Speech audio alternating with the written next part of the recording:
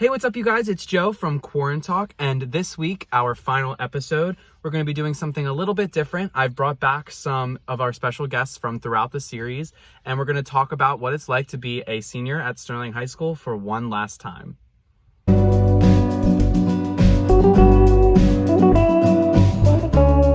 First up, we're going to be talking about our favorite memories from Sterling High School.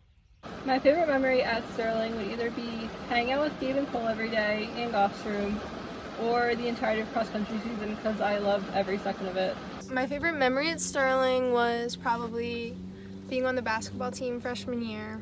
I would say that my favorite memory would be the past 4 years as a whole, in its entirety, because I can't think of one specific thing, but just how much I've grown in the people I've met, the teachers, figuring out what I want to do with my life after high school. Freshman year to now are two totally different people for me. My favorite memory at Sterling, it has to be Spirit Week, of course. I like dressing up, looking stupid. I don't really care what I look like for Spirit Week as long as I'm having fun.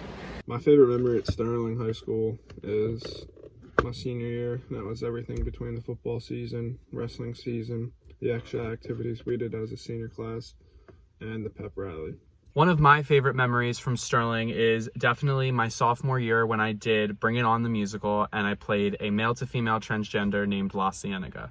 My favorite memory from Sterling is performing the Marching Band halftime show after receiving my homecoming queen crown. It was so exciting to see all my bandmates happy for me, and it was the most energetic show I've ever played in my 4 years at Sterling. My favorite memory at Sterling was being able to play volleyball with a great group of people, with an amazing coach. And now we're all going to be giving a piece of advice to future Sterling graduates. One piece of advice I would have for upcoming seniors is to enjoy every second and live in the moment because you never know what could happen. My advice to upcoming seniors would be to get involved and make as many memories as possible because the end of the year comes fast. My advice to the upcoming seniors would just be to live every moment and take advantage of your time because you never know what's going to happen. So you might as well live in the now. Hang out with those people, make those plans, go to that party, take that trip, do it all because this is your time. This is your last year before you go off into adulthood. Make the most of it. Make the most of it. One piece of advice for upcoming seniors is to get everyone rowdy for the football games. If I had advice to upcoming seniors, it would be to don't take the time for granted. Time's going to fly by. It's the fastest 4 years of your life. And next thing you know, you're going to be walking across your stage at graduation.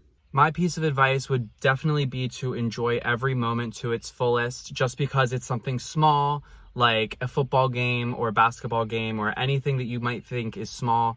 It's actually so big in the grand scheme of things. My advice to future seniors next year is to make the most out of your senior year. My biggest regret is not spending more time with my friends before the coronavirus shut us down. My advice for up and coming is basically just live your life to the best extent. I know things can get rough. I know things can get really, really hard. No matter what, try to seek the positivity in everything and make these 4 years maybe not the best, but memorable. Next up, we're going to be giving a final goodbye to a Sterling High School teacher of our choice. I want to say one final goodbye to Mr. McElveen. You taught me how to push past boundaries, both mentally and physically, that I didn't even know I had in place for myself. And I wouldn't be the athlete or runner I am today without you. My final goodbye to a teacher would be Miss Phillips because that's my girl. I would like to shout out Carp. Carp, if you're watching this, you are the most amazing teacher and human being. I feel like I speak for everybody that has been in his classes. He just cares about his students and cares about us as human beings, and that's so important. My final goodbye is going to be to my sophomore year history teacher, Mr. Stewart. Thank you for being a good sport about everything and making that class fun. If I could say goodbye to one teacher, it would be to Coach Harris. You really pushed me to be my best and always encouraged me, and you really helped me become the person I am today. For my teacher, I would like to give a final farewell to Mr. Carpenter, Mrs. Walsh, and Mr. Barringer. Thank you for all that you guys have done for me through the past 4 years or however long I've known you, and thank you for supporting me every step of the way. The teacher I would like to say goodbye to is my band director, Mr. Young. I've known him since I was in 7th grade, and I have been a student since freshman year, and his confidence in all of his students and his energy is just amazing, and he's helped me realize my goal of becoming a music therapist one day. I would like to thank 2 people that had a very humongous positive influence on my high school career. The first one is obviously Mr. Scully. Since freshman year, he's been the biggest mentor I could ever have asked for, whether it be family, whether it be school, whether it be personal, anything. He's always there for me, and he always knows how to put a smile on my face. My second teacher would have to be Mrs. Sarah DeMarco. Anyone that knows me knows, like, I talk about her all the time. Like, that's really my girl in all aspects. Like, we could talk about anything because we have the same views on a lot of things, and our opinions are so closely relative. It's kind of scary, and she's very supportive of everything.